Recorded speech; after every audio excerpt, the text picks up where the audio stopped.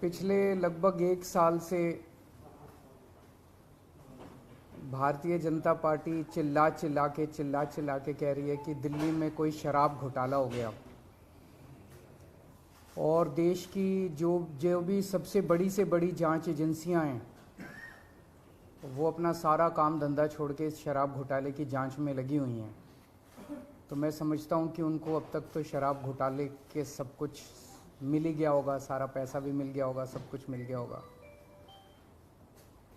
तो पहले 2-3 मिनट में इसी पे चर्चा करना चाहूँगा कि शराब घोटाले में जांच एजेंसियां कैसी जांच कर रही है, क्या मिला अभी तक। इसमें मनीष सिसोदिया जी जो कि फाइनेंस मिनिस्टर थे, डिप्टी चीफ मिनिस्टर थे, उनके ऊपर सबसे बड़ा आरोप ईडी ने और सीबीआई ने लगाया है कि मनीष सिसोदिया जी ने अपने 14 फोन तोड़ दिए। तो इन्होंने सबूत खत्म करने की कोशिश की। ये सारी जांच वांच करने के बाद इन एजेंसीज ने मनीष सिसोदिया पे आरोप लगाया कि 14 फोन तोड़ दिए। ये ईडी की चार्जशीट है, ईडी का डॉक्यूमेंट है ये, जिसमें इन्होंने ये 14 फोन का IMEI नंबर लिखा हुआ है कि ये वो 14 फोन है जो मनीष सिसोदिया के थे और जो मनीष सिसोदिया ने इन फोनों को डिस्ट्रक्ट कर दिया। ये ईडी के डॉक्यूमेंट में है। इसी के बाद ईडी की सीजर मेमो है। ईडी कुछ भी सीज करता है तो उसको मेमो, इन 14 में से ईडी खुद ही कह रही है सीजर मेमो कि 4 फोन हमारे पास हैं। ये इनका सीजर मेमो है, इंपाउंडिंग ऑर्डर 18 मार्च 2023 का और इंपाउंडिंग ऑर्डर 5 जनवरी 2023 का। 4 फोन उसमें से इनके पास हैं और एक सीबीआई का ये डॉक्यूमेंट है, एक फोन सीबीआई के पास है। तो 14 में से 5 फोन तो इनके अपने पास ही हैं जो कह रहे हैं कि मनीष सिसोदिया ने तोड़ दिए। उन 14 में से 5 फोन ईडी और सीबीआई के कब्जे में हैं, बाकी 9 फोन। तो जब इन्होंने ये आरोप लगाया, हम तो छोटे लोग हैं, हमारे पास इतने साधन नहीं थे, लेकिन फिर भी अपने सीमित साधनों से पिछले महीने 1.5 महीने में हमने भी थोड़ी जांच करी तो पता चला बाकी मोस्टली फोन, एक आध को छोड़ के वो भी पता चल जाएगा का, मोस्टली फोन जिंदा हैं, कोई ना कोई इस्तेमाल कर रहा है। और उन फोन को कोई वॉलंटियर के पास है, कोई कहीं है, कोई कहीं है, कोई ना कोई इस्तेमाल कर रहा है। वो मनीष जी के फोन नहीं है, वो कोई ना कोई इस्तेमाल कर रहा है। वो फोन जिंदा हैं और ये फैक्ट कि ये फोन जिंदा हैं ये ईडी को भी पता है और ये सीबीआई को भी पता है। सो ईडी ने और सीबीआई ने झूठ बोल के ओथ पे, एफिडेविट पे कोर्ट को गुमराह किया और झूठा सबूत उन्होंने कोर्ट के सामने पेश किया, क्योंकि सच तो कुछ मिला नहीं, कुछ था ही नहीं, शराब घोटाला कुछ है ही नहीं, तो निकाले क्या। तो उन्होंने झूठ बोल के मनीष सिसोदिया को फंसाने की कोशिश की, कोर्ट को झूठ बोला। अब ये रोज किसी ना किसी को पकड़ लेते हैं, किसी ना इसको गिरफ्तार कर लिया, उसको गिरफ्तार कर लिया, ये कर लिया। एक कोई चंदन रे, और उनको टॉर्चर कर करके, धमकियां दे दे के, मेंटली टॉर्चर करके, फिजिकली टॉर्चर करके, 3rd डिग्री करके उनसे केजरीवाल का नाम ले लो, मनीष सिसोदिया का नाम ले लो, इनको फंसाओ, उनको किया जा रहा है। कोई चंदन रेड्डी है, हम तो जानते भी नहीं है कौन है। चंदन रेड्डी को इतना मारा, ये उसकी मेडिकल रिपोर्ट है। चंदन रेड्डी की मेडिकल रिपोर्ट में लिखा है, patient has alleged trauma to both ears and face by ED officers on 16 September 2022 and 17 September 2022। Patient ने दोनों कानों पे और फेस पे ईडी ऑफिसर्स के द्वारा पिटाई हुई 16 सितंबर और 17 सितंबर को, ऐसा कहा। पेशेंट कंप्लेनिंग ऑफ, ये है कि सुनाई नहीं दे रहा, और jaw pain on opening mouth. और इन्वेस्टिगेशन पे पता चला right ear mild to moderate mixed hearing loss, left ear severe to profound mixed hearing loss. उसके कान के पर्दे फट गए, उसको सुनाई नहीं दे रहा। ऐसा चंदन रेड्डी से ईडी क्या उगलवाने की कोशिश कर रही थी, उसको क्या कहने का दबाव डाला जा रहा था कि उसकी इतनी पिटाई करी कि उसके कान के पर्दे फट गए। उसको किस कागज पे दस्तखत करने के लिए कहा जा रहा था, और उसने झूठ बोलने से मना कर दिया तो उसकी पिटाई की उन्होंने। इसके बाद अरुण पिल्लई हैं कोई, उनको धमकियां दी गई, टॉर्चर किया गया, उन्होंने अपना बयान वापस ले लिया अगले दिन। उस दिन तो उनसे कुछ लिखवा लिया, कहीं साइन करा लिया, लेकिन उसके 2-4 दिन बाद उन्होंने कोर्ट में बयान दिया कि मुझे टॉर्चर करके बयान लिया गया। समीर महेंद्रू से टॉर्चर करके बयान लिया गया, उन्होंने अपना बयान वापस ले लिया। मनस्विनी से टॉर्चर करके बयान लिया गया, उन्होंने अपना बयान वापस ले लिया।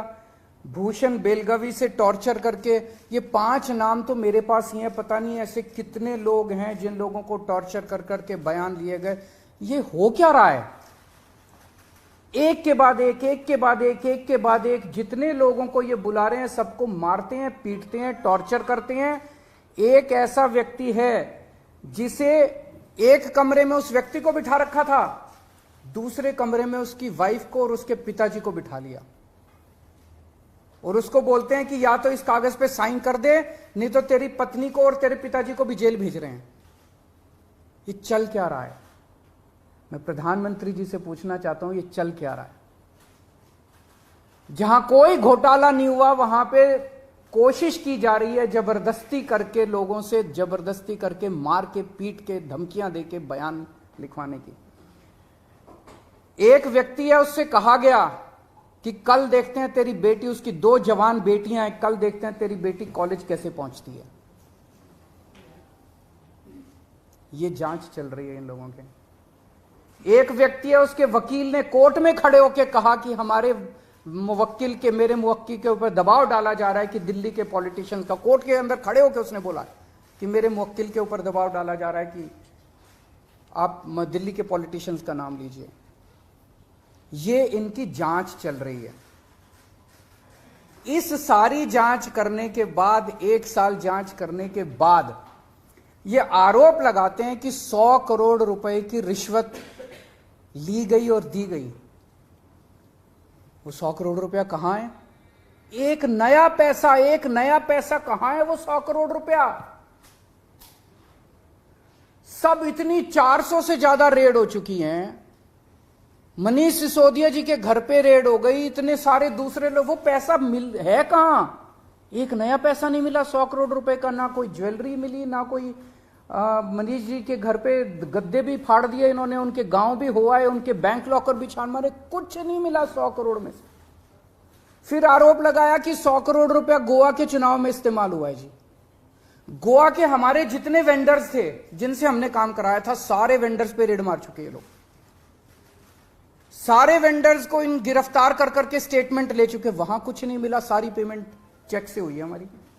सारा हिसाब किताब इलेक्शन कमीशन को दिया हुआ, वहां भी कुछ नहीं मिला। गोवा चुनाव के अंदर इनको धेला नहीं मिला, तो पैसा गया कहां? अगर रिश्वत ली तो पैसा गया कहां? अरे पैसा तो तब मिलेगा ना जब रिश्वत ली गई होगी और रिश्वत दी गई होगी। आज मैं इस प्रेस कॉन्फ्रेंस में कह रहा हूं कि 17 सितंबर को शाम को 7 बजे मैंने नरेंद्र मोदी को 1000 करोड़ रुपए दिए थे। कर लो गिरफ्तार उनको। ऐसे तो कोई भी इस देश में खड़ा होकर कुछ भी कह देगा। मैं कह रहा हूं कि नरेंद्र मोदी को 17 सितंबर की शाम को 7 बजे मैंने 1000 करोड़ रुपए दिए थे। गिरफ्तार करोगे इस बेसिस पे नरेंद्र मोदी को? भाई मेरे पास कुछ सबूत तो हो कहने का। कोई तो मैं कहूंगा भाई मेरे पास ये सबूत है, मैंने दिए थे। ऐसे ही कोई कुछ भी खड़ा होकर कह देगा और गिरफ्तार कर लोगे। 100 करोड़ रुपए दिए, 100 करोड़ रुपए दिए गोवा चुनाव। अरे कहां है सबूत? कोई सबूत नहीं है। ये पॉलिसी इतनी शानदार पॉलिसी थी, ट्रांसपेरेंट पॉलिसी थी, जो भ्रष्टाचार खत्म कर देती पूरे के पूरे शराब सेक्टर में। ये इस बात से साबित होता है कि ये पॉलिसी जब पंजाब में लागू की गई, पूरी कॉपी पेस्ट पॉलिसी है, जब पंजाब में लागू की गई तो इस पॉलिसी से 50% रेवेन्यू 1 साल के अंदर बढ़ गया। 50% रेवेन्यू दिल्ली के अंदर इन्होंने लागू नहीं की, करने दी। पंजाब के अंदर इनकी चली नहीं, क्योंकि पंजाब एक फुल स्टेट है। तो मैं मोदी जी को कहना चाहता हूं, मोदी जी अगर केजरीवाल भ्रष्टाचारी है तो फिर इस दुनिया के अंदर कोई ईमानदार नहीं है। मुद्दा भ्रष्टाचार है ही नहीं, मुद्दा भ्रष्टाचार की जांच है ही नहीं, मुद्दा शराब घोटाला है ही नहीं। ऐसा शख्स देश का प्रधानमंत्री जो सर से लेकर पैर तक भ्रष्टाचार के अंदर डूबा हुआ है, उसके लिए भ्रष्टाचार मुद्दा कैसे हो सकता है? पिछले मार्च के आखिरी हफ्ते के अंदर मैंने इतने सारे असेंबली के अंदर इतने सारे गिनाए थे भ्रष्टाचार जो इन्होंने किए हैं, इतने भ्रष्टाचार गिनाए थे। इन्होंने तो मेरे को तभी कह दिया था उस दिन, जिस दिन असेंबली में मैंने स्पीच दी थी, शाम को संजय सिंह का मैसेज आया कि अरविंद जी अब अगला नंबर आपका है। कल सत्यपाल मलिक जी ने एक इंटरव्यू दिया, मैं वो सुन रहा था। सत्यपाल मलिक जी ने कहा मोदी जी को भ्रष्टाचार से कोई परहेज नहीं है। ये मैं तो नहीं कह रहा हूं, ये तो उनके अपने गवर्नर कह रहे हैं। सत्यपाल मलिक जी कौन है? सत्यपाल मलिक जी मोदी जी के बहुत खास लोगों में गिने जाते थे। उन्हें पहले उन्होंने जम्मू कश्मीर का गवर्नर बनाया, फिर उन्हें गोवा का गवर्नर बनाया, फिर उन्हें मेघालय का गवर्नर बनाया। उन्होंने कहा कि मेरे जो इंटरेक्शन हुए मोदी जी के साथ, उसमें पता चला है कि मोदी जी को भ्रष्टाचार से किसी तरह का परहेज नहीं है। उसी इंटरव्यू में उन्होंने कहा कि इन लोगों के कुछ मुख्यमंत्री हैं जो भ्रष्टाचार करते हैं, खूब पैसे इकट्ठे करते हैं, लेकिन वो सारा पैसा मुख्यमंत्री अपने पास नहीं रखते, वो पैसा ऊपर भेजते हैं और वहां से वो पैसा उनकी दोस्त की कंपनियों के अंदर इन्वेस्ट होता है। मैंने भी तो इसी तरह का कुछ कहा था अपने उसमें।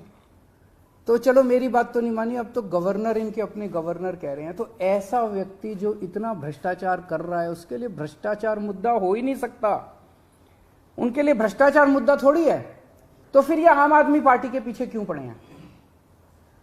75 साल के भारत के इतिहास में किसी एक पार्टी को इतनी बुरी तरह से टारगेट नहीं किया गया जिस तरह से आम आदमी पार्टी को ये लोग टारगेट कर रहे हैं। नंबर 2 को गिरफ्तार कर लिया, नंबर 3 को गिरफ्तार कर लिया, और उनको गिरफ्तार करने का तो मकसद इनका यही था कि मेरी गर्दन तक पहुंचना। तो अब ये मेरे पीछे पड़े हैं, मुझ तक पहुंचने की कोशिश कर रहे हैं। किसी पार्टी को इस तरह से नहीं टारगेट किया गया जिस तरह से आम आदमी पार्टी को टारगेट किया गया। उसका एक कारण है, वो कारण है कि 75 साल के बाद आम आदमी पार्टी ने इस देश को एक ऐसी उम्मीद दी है जो कि कोई पार्टी नहीं दे पाई। गुजरात के अंदर 30 साल से बीजेपी की सरकार है, उसमें 12 साल प्रधानमंत्री मोदी जी खुद वहां पे मुख्यमंत्री रहे। 30 साल के अंदर ये एक सरकारी स्कूल ठीक नहीं कर पाए, एक भी सरकारी स्कूल ठीक नहीं कर पाए। जब मोदी जी को फोटो खिंचवाने के लिए सरकारी स्कूल में जाना था तो एक टेम्पोरेरी क्लास, एक टेंट के अंदर टेम्पोरेरी क्लास बनानी पड़ी इनको फोटो खिंचवाने के लिए। फोटो खिंचवाने लायक सरकारी स्कूल भी नहीं बना पाए। और 5 साल के अंदर दिल्ली के हमने सारे सरकारी स्कूलों का कायाकल्प कर दिया। 5 साल के अंदर हमने सारे सरकारी स्कूल ठीक कर दिए। इस देश के लोगों को आम आदमी पार्टी ने एक उम्मीद दी है कि केवल आम आदमी पार्टी उनकी गरीबी दूर कर सकती है, उनको शिक्षित कर सकती है, उनके बच्चों को रोजगार दे सकती है। आम आदमी पार्टी ने इस देश के लोगों को उम्मीद दी है।